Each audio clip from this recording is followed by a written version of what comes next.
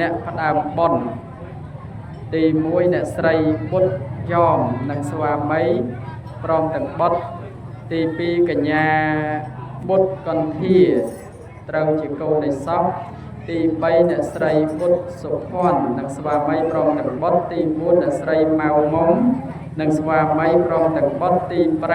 5លោកម៉ៅសៅនិងភរិយាត្រូវជាកូននៃសពទី6លោកម៉ៅម៉ាប់ត្រូវជាចៅនៃសពក៏អញ្ចឹងអ្នកផ្ដើមបុណ្យមាន5 6គ្រួសារប៉ុណ្ណាសម្រាប់ការពូនផ្ដើមគំនិតដើម្បីនឹងបានការតាំងចិត្តឧទ្ទិសនៅអត្ថមនុញ្ញផលនៃតក្កណានុប្រទាននេះជូនទៅដល់ឧបាសកចុកតុងជាឪពុកនិងឧបាសិកាច័ន្ទឌៀងដែលត្រូវជាម្ដាយនិងឧបាសិកាបុត្រយ៉ាតដែលត្រូវជាបងរបស់គាត់ណាក៏នៅថ្ងៃសិតតែលះលោកនេះទៅហើយឥឡូវនេះដើម្បីតម្រូវត្រូវទៅតាមកម្មវិធីបុណ្យដែលញាតិញោមបាននឹងកំពុងប្រពធ្វើនៅក្នុងវេលាឱកាសពេលនេះអង្គខ្ញុំព្រះករុណាអាត្មាភាពក៏មិនសម្ដែងអ្វីដទៃក្រៅអំពីកម្មវិធីបុណ្យដែលញាតិញោមបាននឹងកំពុងប្រពធ្វើនៅក្នុងវេលាឱកាសពេលនេះឲ្យឈ្មោះថាបុណ្យតក្កណានុប្រទានគម្រប់ខួប7ថ្ងៃដើម្បីឧទ្ទិសជូនទៅដល់លោកយាយដែលបានធ្វើមរណកាលទៅថ្មីនេះអញ្ចឹងពាក្យថាតក្កណានុប្រទាននេះប្រើមកថាជាទានមួយតាមបំពេញឧទ្ទិសនៅតក្កណាទានជូនដល់អ្នកស្លាប់ញាតិញោមដើម្បីឲ្យបានដល់អ្នកស្លាប់ពុទ្ធដីកាព្រះអង្គទ្រង់ត្រាស់សម្ដែងតាក់ទងទៅនឹងកិច្ច2និងអង្គទាំង3នៃតក្កណានុប្រទាននៅក្នុងកិច្ច2យ៉ាងនោះព្រះអង្គទ្រង់ត្រាស់សម្ដែងថាទី1អចិន្នកិច្ចនៃការសន្សំបុណ្យទី2ឧទ្ទិសកិច្ចនៃការឧទ្ទិសបុណ្យញាតិញោមអញ្ចឹងពាក្យថាអចិន្នកិច្ចនៃការសន្សំបុណ្យនេះតើសន្សំយ៉ាងម៉េចញាតិញោមនេះដូចពីល្ងាចមាញ់មកនេះរសៀលម៉ោង4 5នេះញាតិញោមបានក្នុងការដឹកនាំពីញោមអាចារ្យបានដឹកនាំធ្វើបទនមស្ការប្រតនត្រ័យបន្តមកក៏និមន្តព្រះសង្ឃមកសមាទានសិលនិងស្ដាប់ព្រះសង្ឃចម្រើនព្រះបរិត្តនេះកិច្ចប៉ុណ្ណឹងឈ្មោះថាអចិន្នកិច្ចនៃការសន្សំបុណ្យញាតិញោមហេតុអីបានជាយើងត្រូវការសន្សំបុណ្យពីព្រោះថាអ្នកស្លាប់ត្រូវការបុណ្យញាតិញោមលែងត្រូវការម្ហូបអាហារបាយទឹកនំចំណីដែលញាតិញោមយកទៅដាក់ទាំងថានៅក្នុងមុខភ្នោហ្នឹងគឺមិនបានត្រូវការម្ហូបអាហារទាំងអស់ហ្នឹងទៀតទេបើទោះបីជាដាក់ហ្នឹងដាក់គ្រាន់តែត្រឹមល្អមើលត្រឹមតែការគួរតែប៉ុណ្្នឹងទេណាញោមប៉ុន្តែបើថាឲ្យបានមិនទេ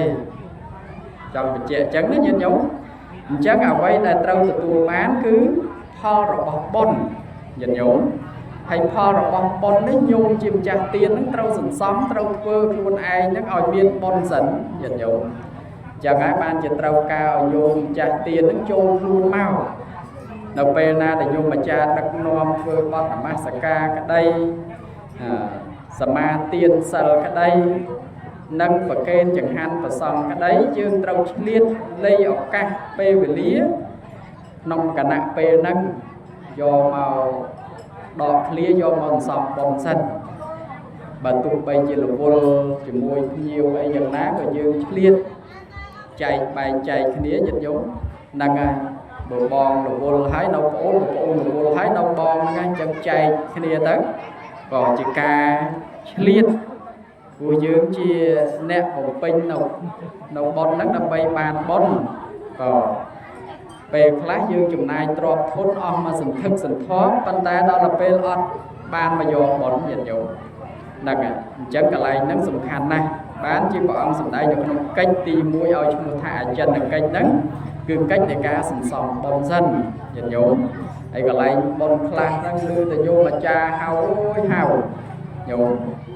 ហើយដល់ពេលម្ចាស់បុណ្យអត់មកចិត្តសោះ nâng ấy bên ta chá và xong cả hao đó chôn ca nó cũng ban mau chết chẳng tấu việc khoác cách cho bóng luôn ai cả lại nâng nhận dấu chẳng ai ban bốt để cá bỏ ông trung ta sẵn đây mình chết thành chơi nhận dấu bốt tệ cái na nụ bật tiên đi mến chết tại ban cũng kia đi mến chết thật vơ tông